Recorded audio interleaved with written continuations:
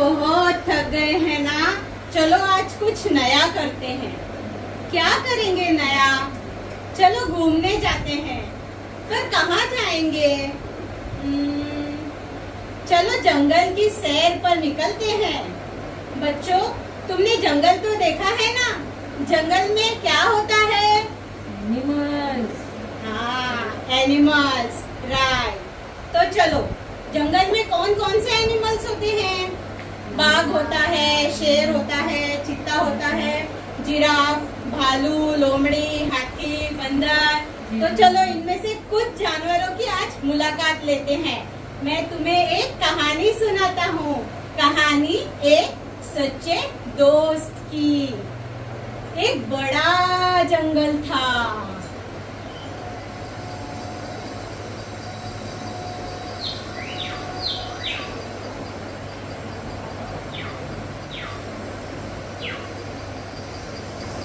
उसमें एक हाथी रहता था जिसका नाम था भोलू। भोलू एक दिन जंगल की सैर पर निकला और घूमते घूमते घूमते उसे एक बंदर दिखाई दिया।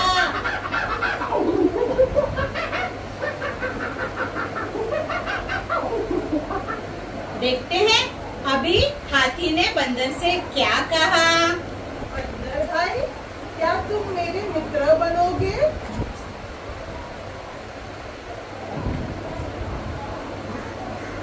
आप तो बहुत बड़े हो, आप मेरे दोस्त कैसे बन सकते हो? और आप तो एक ही जगह पे खड़े रहते हो और मुझे तो इस पेड़ से उस पेड़ पे छलांग लगाना पड़ता है, तो आप नहीं कर पाओगे हो, तो आप मेरे दोस्त नहीं बन सकते। यह सुनकर हाथी और आगे घूमने गया। तब उसे रास्ते में एक खरगोश दिखाई दिया।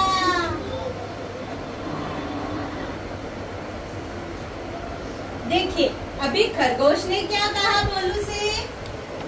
क्यों खरगोश जी, क्या तुम मेरे मित्र बनना पसंद करोगे? आप तो बहुत बड़े हो, मेरा तो घर बहुत छोटा है, आप मेरे घर में कैसे खेलोगे? हाथी बहुत दुखी हुआ। वो दुखी होके सोचने लगा, क्या कोई मेरा दोस्त नहीं बनेगा? वो निराश होके वहाँ से चला गया। और फिर एक दिन हाथी फिर जंगल में घूमने निकला। घूमते घूमते उसे एक लोमड़ी दिखाई दी। देखिए भोलू ने लोमड़ी से क्या कहा। लोमड़ी सुनो, क्या तुम मुझे अपना मित्र बनाना पसंद करोगे? देखो ना मत कहना, मैं बड़ी उम्मीद से तुम्हारे पास आया हूँ। बोलो, बनोगे ना मेरे मित्र? अरे नहीं, तुम तो कितने बड़े हो, मैं तो कितनू सा। तुम्हारा पैर मेरे पे गिर जाएगा तो मेरी तो चटनी बन जाएगी। और तुम्हारा साइज कितना बड़ा है, और तुम्हारे कान देखो कितने बड़े बड़े हैं। नहीं रे बाबा नहीं, मैं तो नहीं बनूंगा आपका दोस्त। लोमड़ी का कहना सुनकर हाथी थोड़ा और आगे गया। वहाँ उसे मोर दिखाई दिया। अब देखिए हाथी ने मोर से क्या बात की।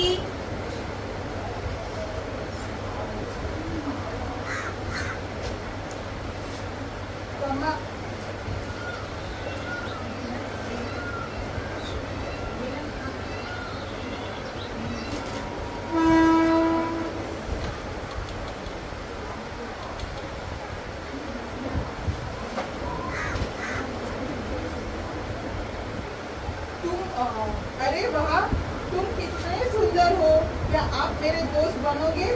हाँ हाँ हाँ, मैं तो कितना सुंदर हूँ, मैं कितना अच्छा नाचता हूँ, मेरे पंख देखो कितने सुंदर हैं, और आप तो कितने मोटे हो। यह सुनकर हाथी निराश हो गया। वो बहुत दुखी दुखी हुआ। उसे फिर जंगल घूमते घूमते एक मेंढक मिला।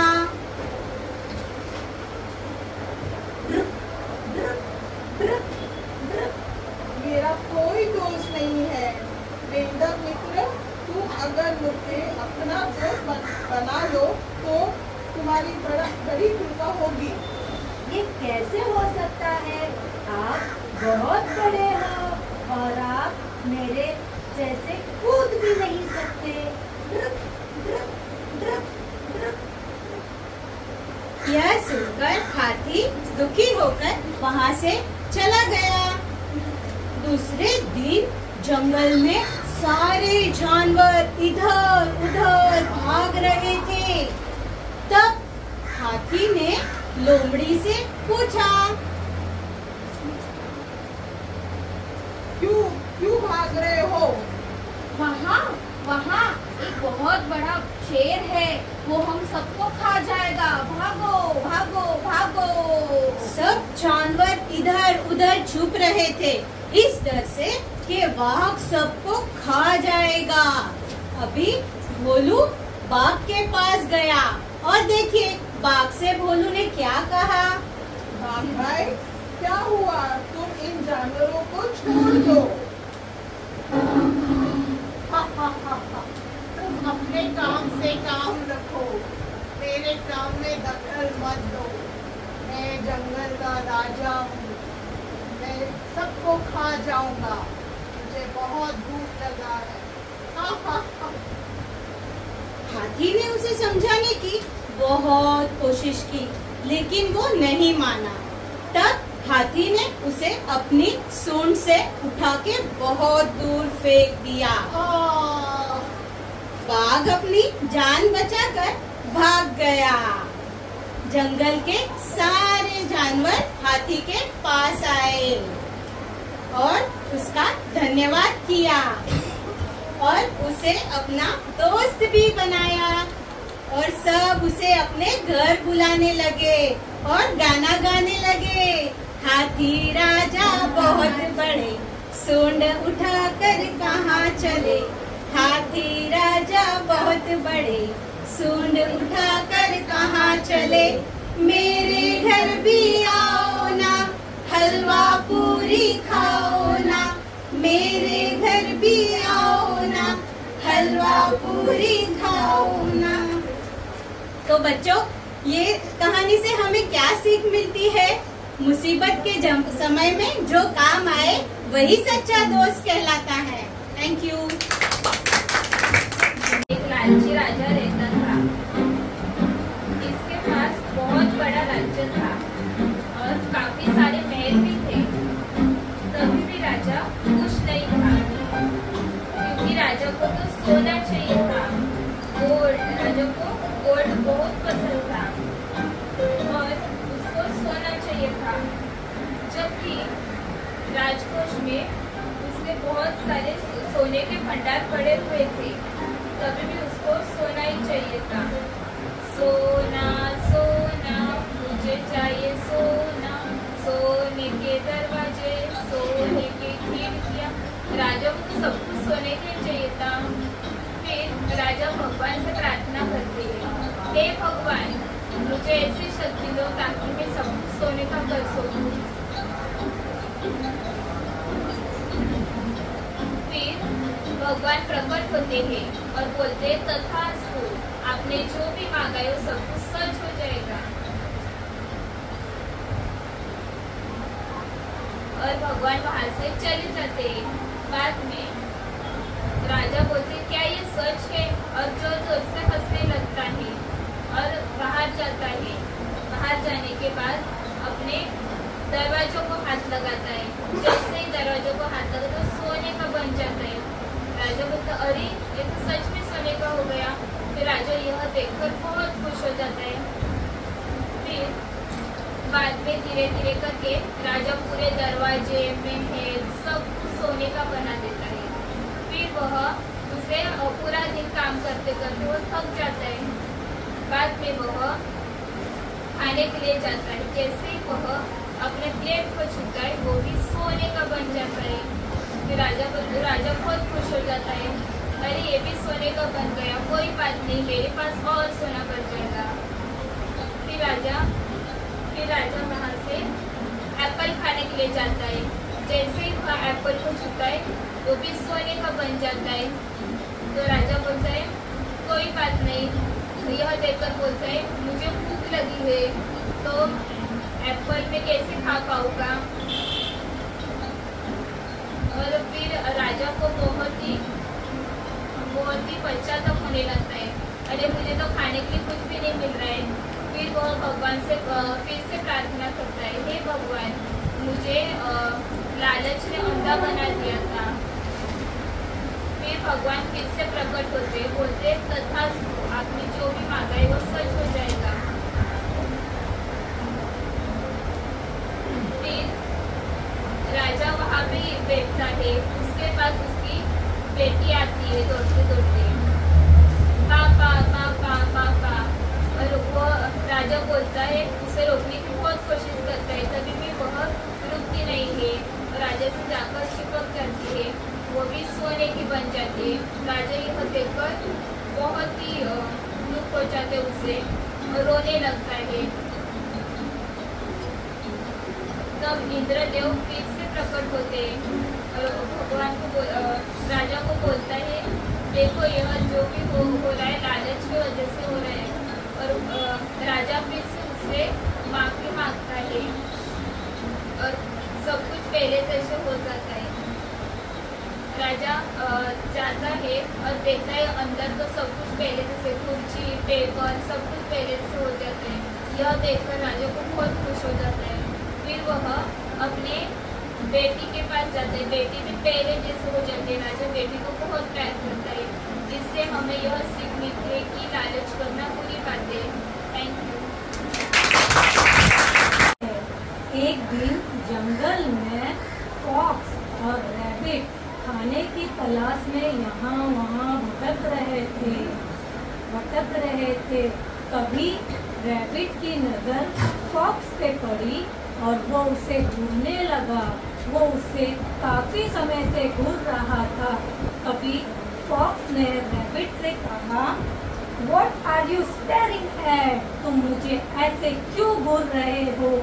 तो रैबिट ने थोड़ा डर के धीमी आवाज में कहा, मैंने आपके बारे में कुछ सुना है।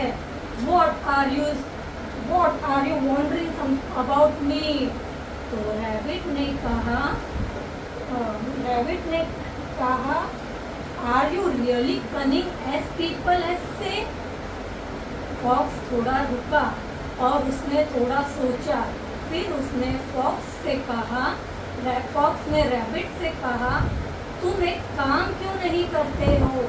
आज रात तुम मेरे घर डिनर पे आओ, हम इस मैटर पे डिस्कस करेंगे और तुम्हें पता चल जाएगा कि लोग जो मेरे बारे में कहते हैं वो सही है या गलत। रैबिट एग्री हो जाता है।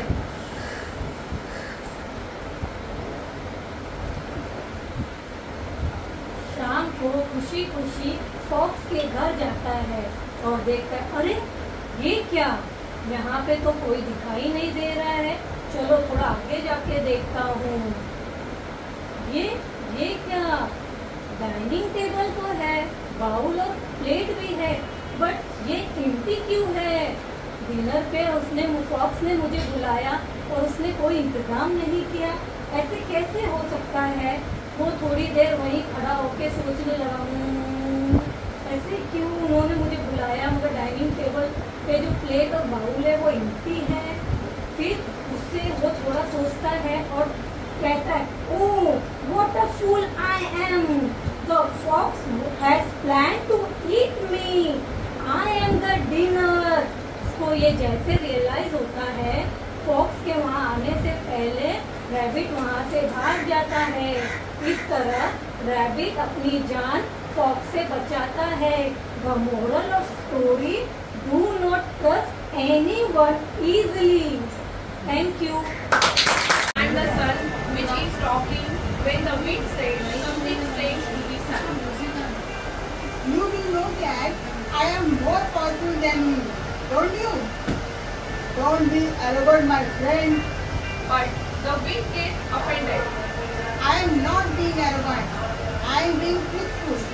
If you don't believe me, let's have a competition right now. The sun did not want to compete with his friend, but the wind left him with no choice. Reluctantly, he agreed. Okay, my friend, let's have a competition. Just then, a young man was walking on the road below them. He was wearing a handsome coat. See that man below. Whoever can get the coat off him wins. Okay, wind, you go ahead first.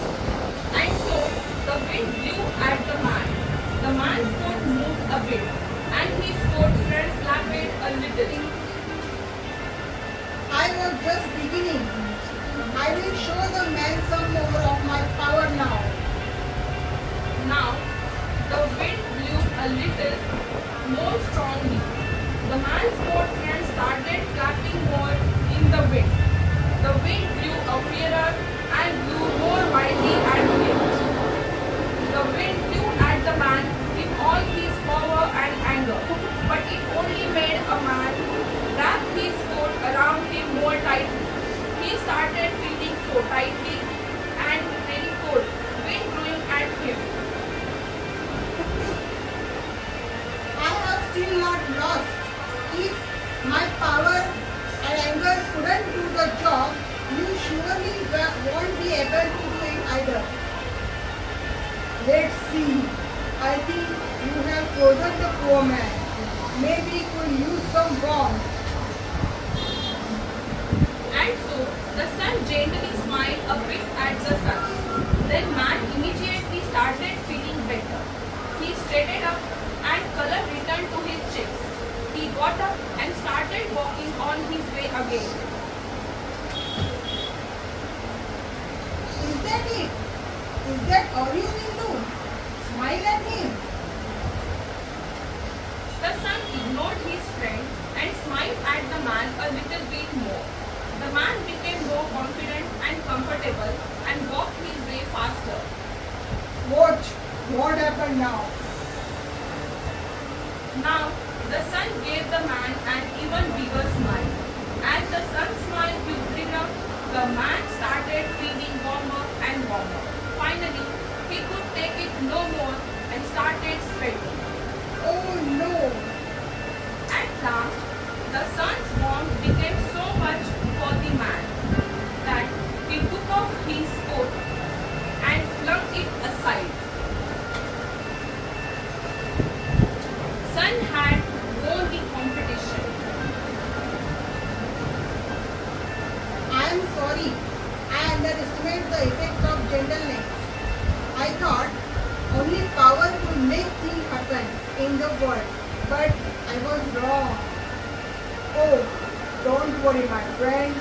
Why don't you blow at him gently so his sweat can vanish? The wind did so while the sun continued to smile at him lightly. The man went on his way and enjoying a pleasant day. The moral of the story is there is better ways of changing things than a show of anger and power.